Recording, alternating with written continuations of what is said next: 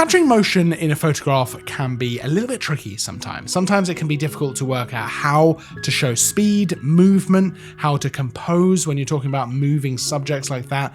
There's quite a lot to think about. So let's talk about how you can capture motion, some good tips for getting good photographs while shooting things in motion, and actually different ways that you can kind of show that motion in your photo. It's Tutorial Tuesday!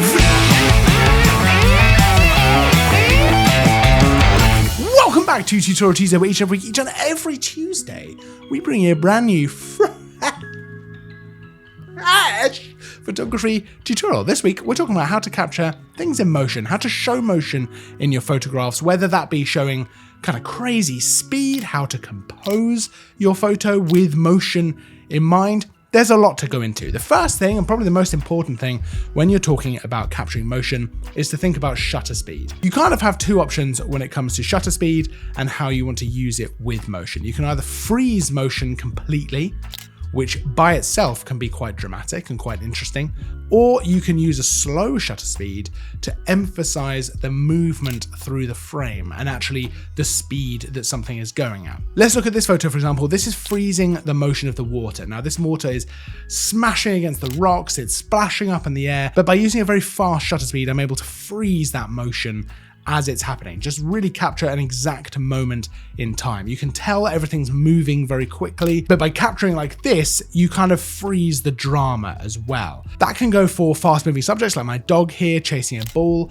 Using a fast shutter speed, I'm able to freeze her in motion. So you get a sense of that movement and of that speed and everything moving very, very quickly, but you capture that in that exact moment. So this is using something like 1/800th of a second or 1/1000th of a second shutter speed to really freeze it. And conversely, you could also go for a very slow shutter speed. So this photo, for example, was taken at 1/60th of a second. And I'm actually moving the camera to follow the car as it moves.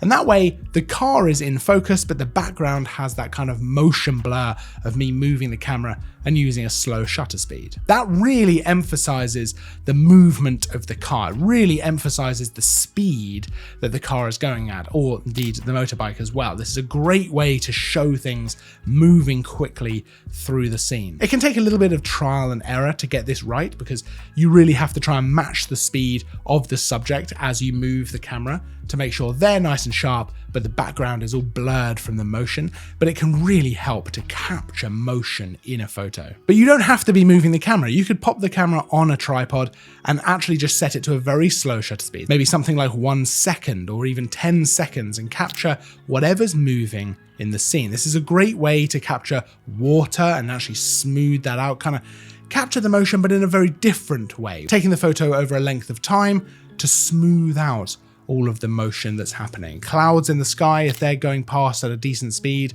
will start to kind of streak and smooth out across the sky, leaving kind of a painterly effect, which can look really interesting. This can also be great for things like waterfalls, where, for example, here I've used a very long shutter speed, about 10 or 15 seconds, to actually make the water look very much like kind of silk or even sand pouring. It's a great way to emphasize the constant motion of the water in this waterfall. So a big part of capturing the motion is thinking about how you want to portray it. Are you freezing it, or are you actually amplifying it, accentuating it in the photo with a longer shutter speed? Both are perfectly valid ways of doing it, and it just comes down to personal preference, the way you want to show off that motion, and also kind of, I guess, what works in that moment as well. Something else to consider when capturing motion is the direction of the motion as well, because that's really going to inform the way you compose your photos. So generally speaking, I will aim to have whatever the direction of the motion is. So let's say my dog running left to right, I will aim to have her running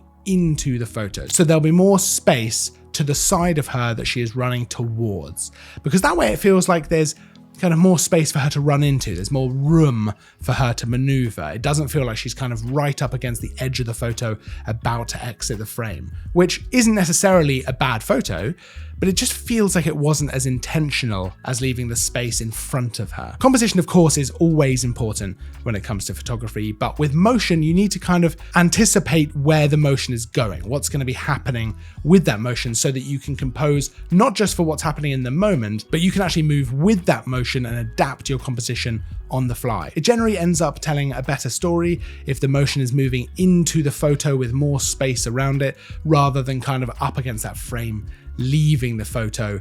It can feel a little bit claustrophobic, or it can feel just wrong. It doesn't necessarily look right. It doesn't have so much of a good visual flow. It's also worth considering the angle you want to shoot this at as well. For example, shooting from down low will often accentuate the speed, and it might kick up dirt and all that kind of stuff. It'll certainly give you a sense of the speed of that motion, whereas shooting from up high or shooting from a different kind of vantage point like that might accentuate more the path of the motion rather than specifically the speed. So two different ways of shooting the same thing, but really amplifying two different aspects of the motion. The last tip I'm going to give you when shooting this kind of stuff is, number one, don't worry too much about it. It can be really difficult. I have thousands of failed shots where I've tried to capture motion, whether it be panning, whether it be my dog, a fast moving subject, a bird, whatever it is. Sometimes it just doesn't work out, and that's okay, because you can just try again, right? You can just go again. That's a really important part of it. Patience is key, trial and error is key, and when you nail it, ooh, that is a good time. The other part of this tip is absolutely make use of your camera's burst mode. Shoot in whatever high burst mode, continuous shooting mode there is on your camera. It's just going to give you a better chance of getting the perfect shot, a better chance of capturing the exact moment that you're going for. It's exciting. There's so much to think about when it comes to capturing motion in a photograph. I think it's a really interesting way to go out and take photos. I love landscape, I love portrait, I love product, I love food photography, I love still life, right? That is a lovely way to do things. You can really take your time, lighting, over composition, all that stuff. But shooting motion, things in motion, fast, slow, whatever it is, it's a different type of photography, and it's really, really exciting, and it just makes you a better photographer to try all these different things. I'd love to know if you have any other tips about how to capture motion. Let me know down in the comments, because that's always interesting, anything you think that I've missed here. Otherwise, don't forget to like and subscribe. There's new content all the time. I'll see you next time, but until then, as always, thanks for watching.